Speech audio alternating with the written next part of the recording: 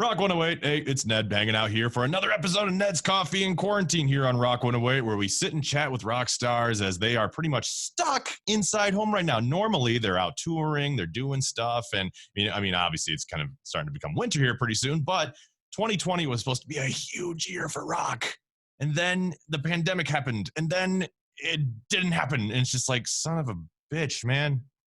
So it's been a weird year for bands, and that's why we're sitting here drinking coffee in quarantine. I mean, I know they're out there trying to make some records, but the first thing on their list is like, hey, we should chat with that Ned guy at that radio station in Iowa and see what he's up to, right? Right, Diamond? Of course, I would rather be nowhere else than right here. So. You make me feel so nice. So one of the biggest bands that we're playing here on Rock 108 right now is a band called Tetrarch, and they have a song called I'm Not Right Now. It's heavy, it's brutal, it's awesome, and it's led guitar by Rowe, right here hanging out on Coffee and Quarantine with me. What's up? What's up? Thank you guys so much for having me. I appreciate it, and thank you. You said our name perfectly right, which is a feat in itself, so thank you. I appreciate that too. See, our guy here, Russ, who was just hanging out here in the studio, he is from Boston, so he has like these kind of different art. He's like, Tetrarch. I'm like, no, it's Tetrarch, dude. Tetrarch. Like that, to me, that's right, because I'm like, they just have an accent. That's totally cool. Like, now granted, it's gotten a lot better over the years, but in the beginning, we got Tech Art, Tetri. I'm like, where's the I coming from, guys? Letters that don't exist. So anyways, that's sick. Thank you. You got it. Tetrarch, everyone. Get it right or pay the price. Come on now.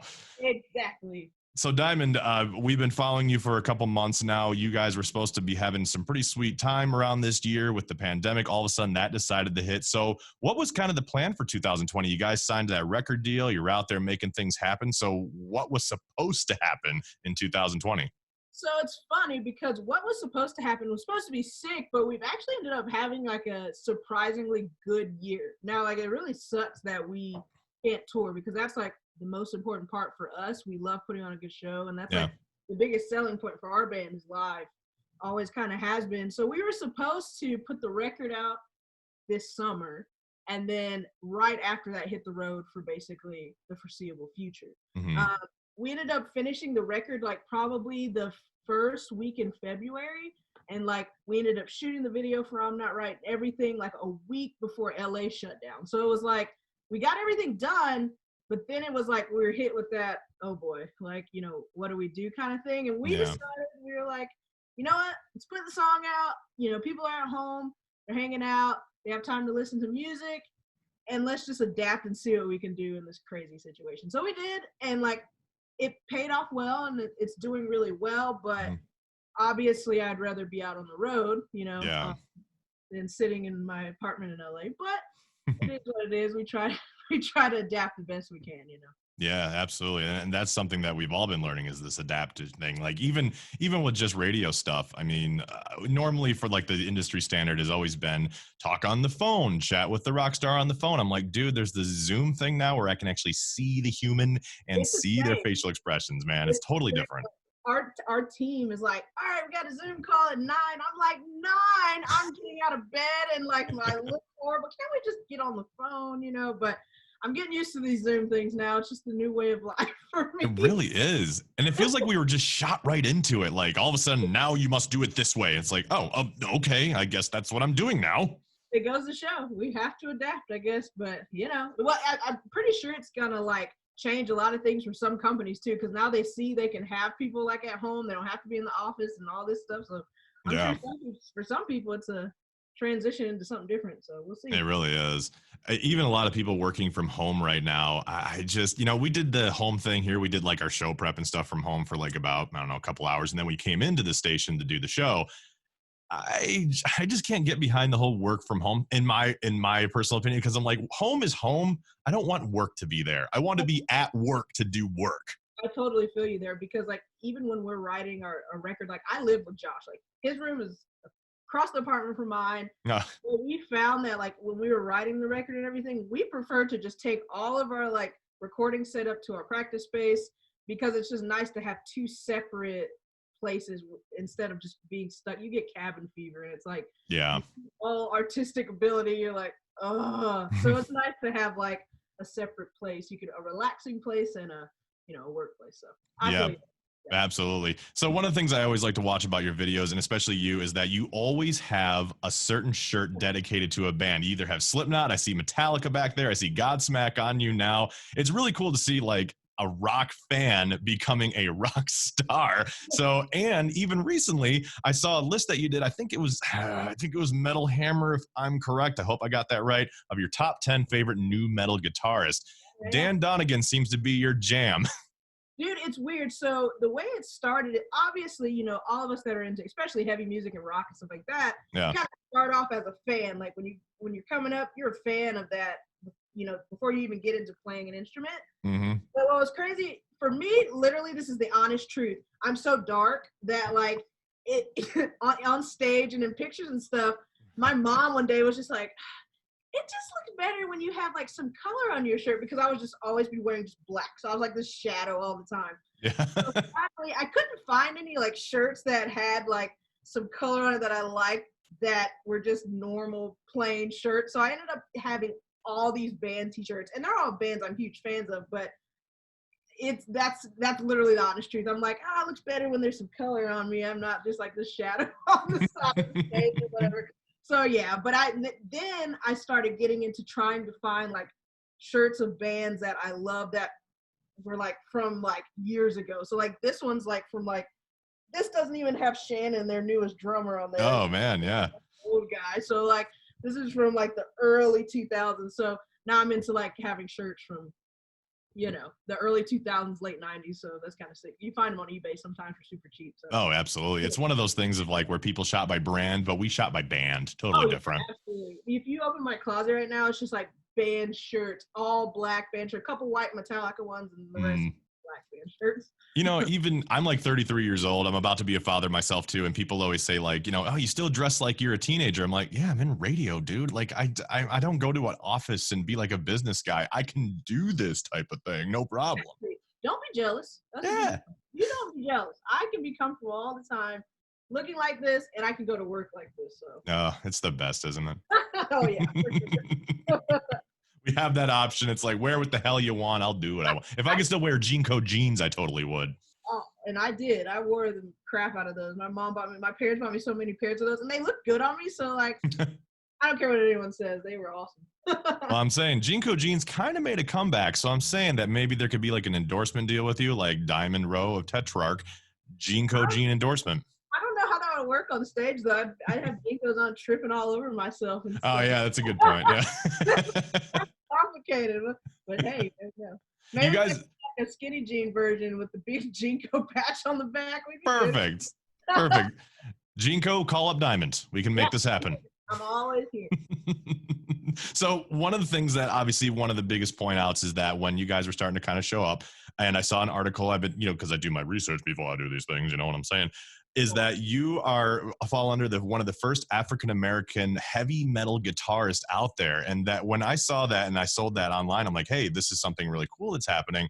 People flock towards it and they're just like, yes, we need more of this. And it's so cool and refreshing to see someone of your caliber coming up and playing heavy metal music. Do you have, where do you kind of go from there, right? Do you have any like advice for anyone that might want to be doing the same thing, breaking some barriers, whatever it may be, especially in today's interesting world that we live in? Yeah, it's crazy because, we kind of started, me and Josh started Tetrarch like with two other members than we have now, but we started it in high school essentially, or like in middle school, really. I met Josh when I was 12. So it's like, I was always like, I kind of at that point started being that metalhead, and it was kind of different. Like we went to a private school, like all white private school. Like I've always been around just white kids, like but so for me, it was like, I never thought about it being a different thing whatsoever. Like when I was learning guitar, my biggest idols were like, James Hetfield, Kirk Hammett, and,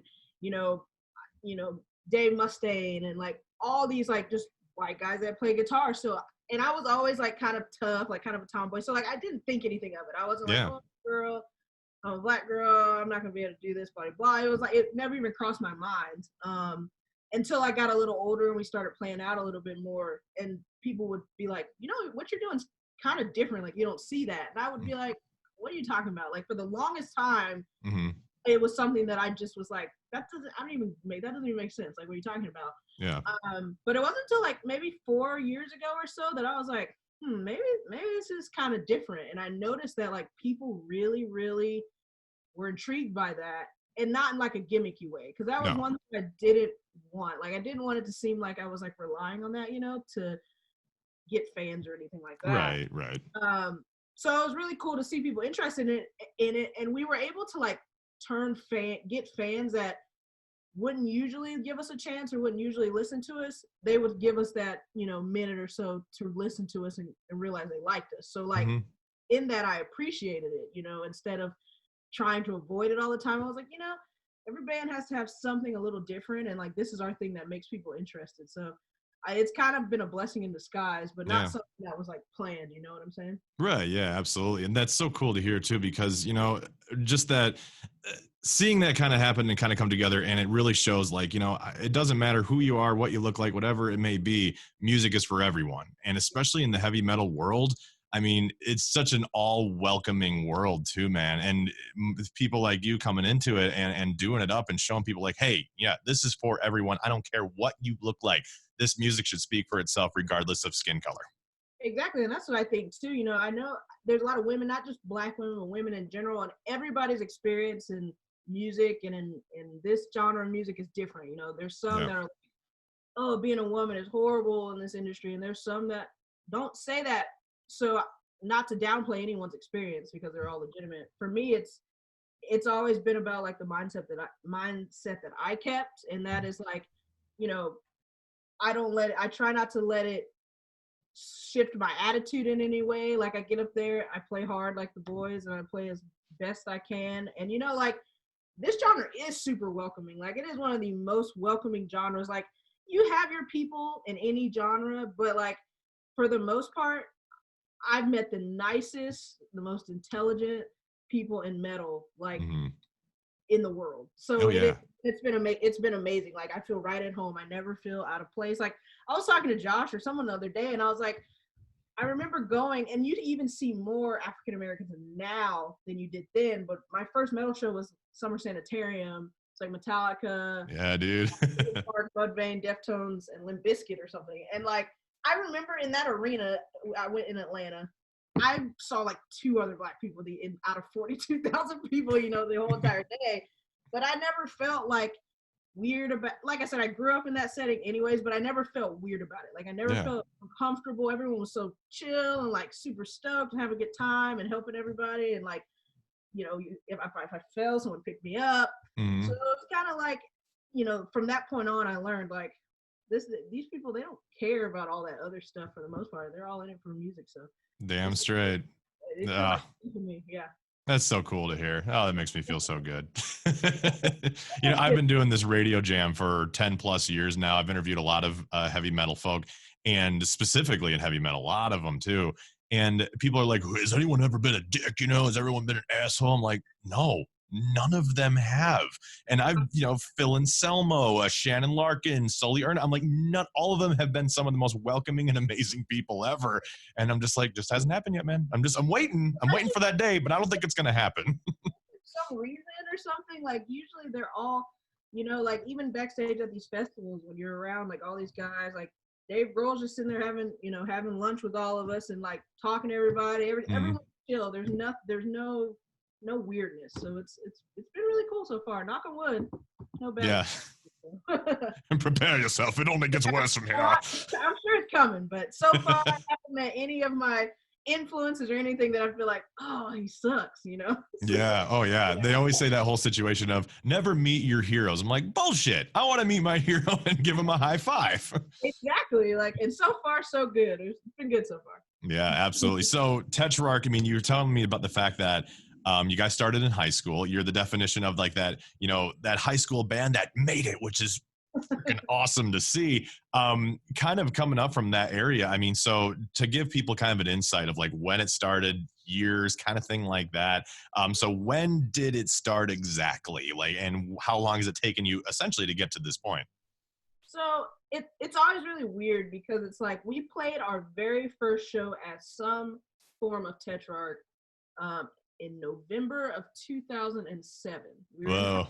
I was going to high school. Oh, no. Going to college. My bad. yeah, we were in our early years of high school or something like that. We played like some local venue. Mm-hmm. And it was our very first show. It was, I mean, who knows? It could have been horrible. But from that point on, it was kind of like we played shows like every weekend off of school. We would play Friday night, Saturday, Sunday night, and sometimes in the same venue. We would just like, we didn't care at that point how many people were there. It was just kind of like getting out and playing, you know? Yeah. To be a band. Once we went to college, I went to University of Alabama.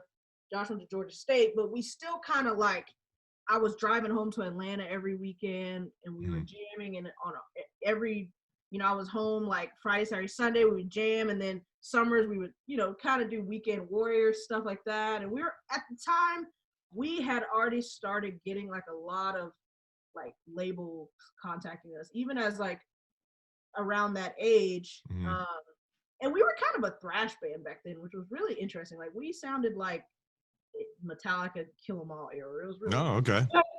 we were pretty good, but we were like kind of a thrash. We didn't sound like we do now. Yeah. And so we kind of like jumped into the music business part pretty fast. Like with connects and like sending demos and just like writing a lot and like kind of just doing that whole.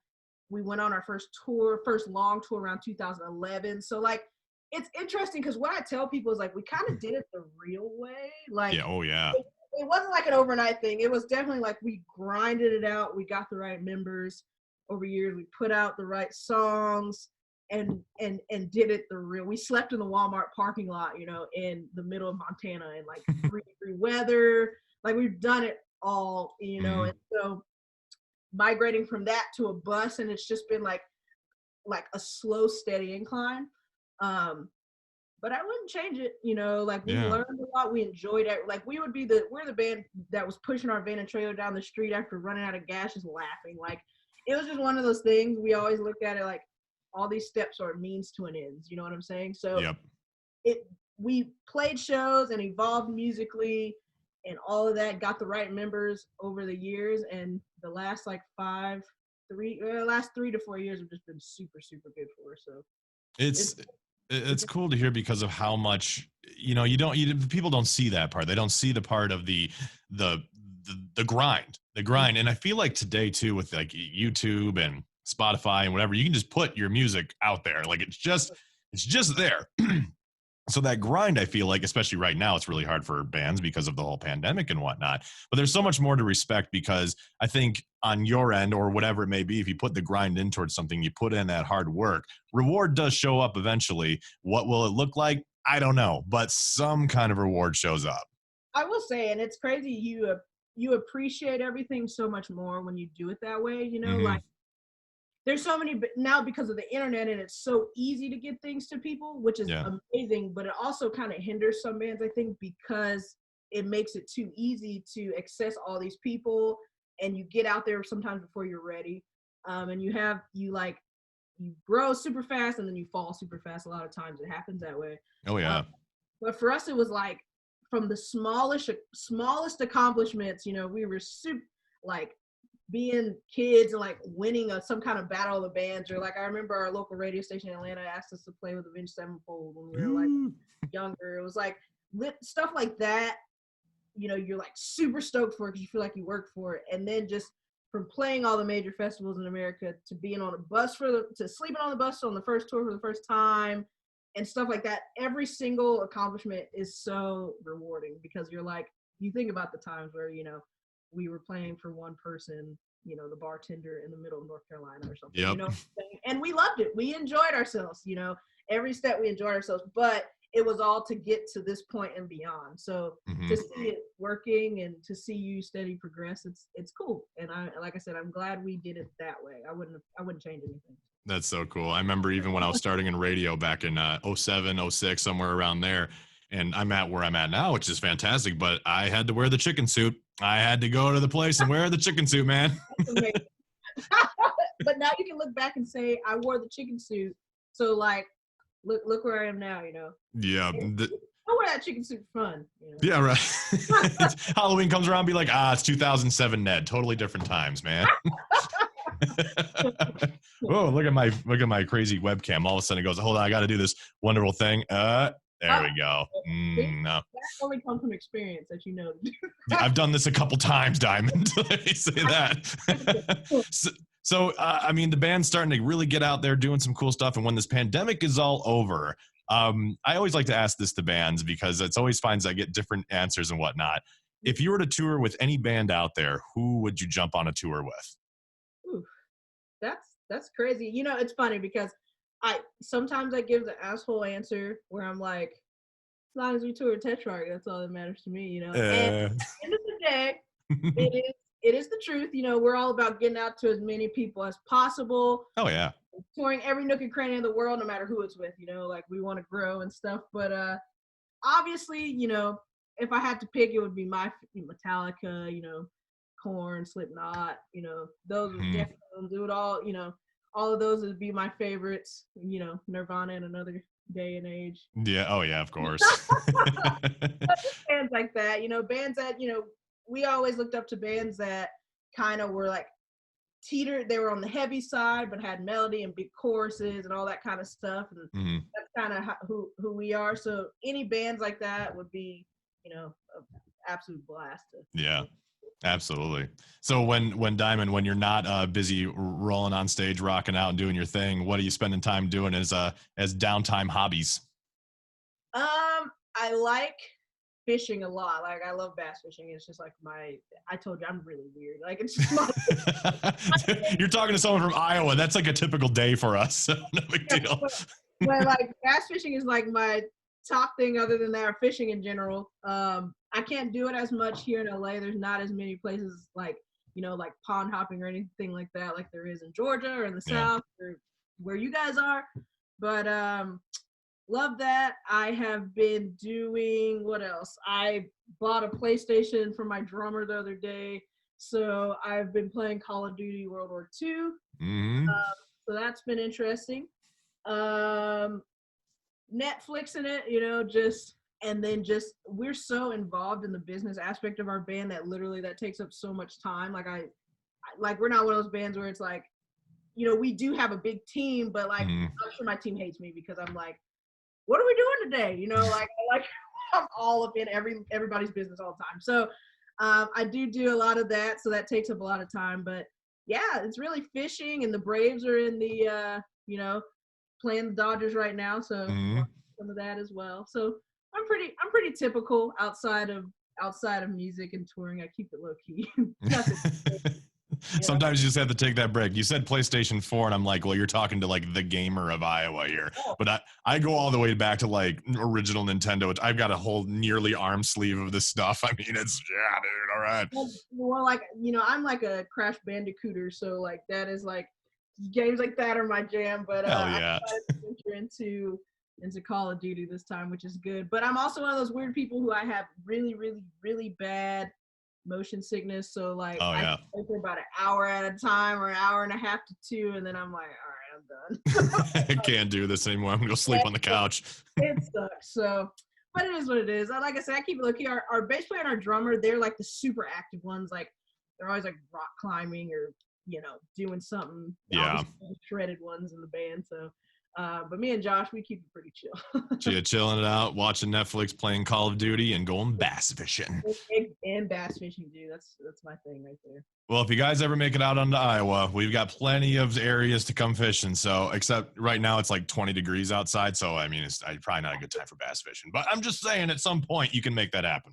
I feel like last time we played Iowa, we were somewhere and there was like a stream or something. And I always take my rods and stuff on the road with us anyways. And like a stream or something near the venue or something. And I was like, I'm just going to go fishing for a while. I don't think I caught anything. I think I got a bite and like it got off. But yeah, I do remember that in Iowa. So that's typical Iowa fishing. We just get a bite and just like, son of a bitch. Ain't got nothing.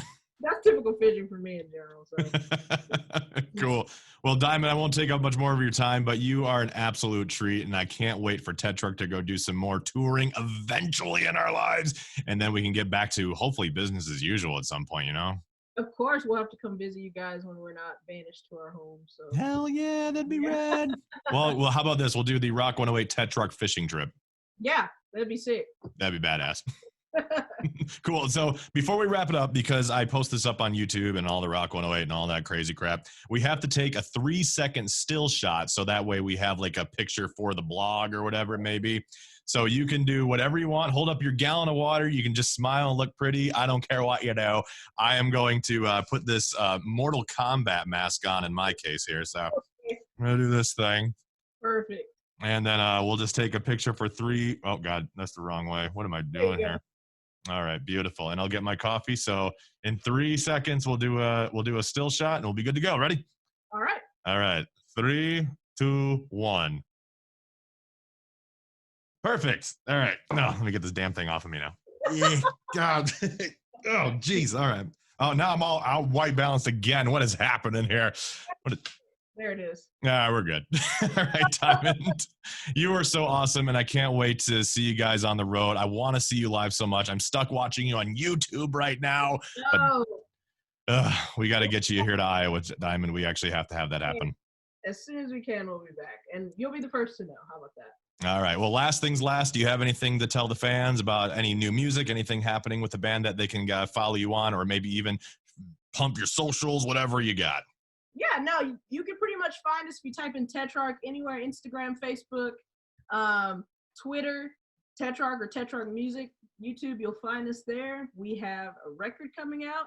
We will be announcing the date for that pretty soon, very soon actually. And then we have like some more singles coming and everything like that. But just to keep an eye out for the record, it's gonna be huge. And any touring, as soon as we can announce it, we will be announcing it in a lot of it. So just stick with us until then. 2021 gonna be lit. Only hope. Fingers crossed. Yeah, no doubt. Ugh, for sure. Oh my gosh. Well, Diamond, thank you so much, and we'll hopefully see you very soon.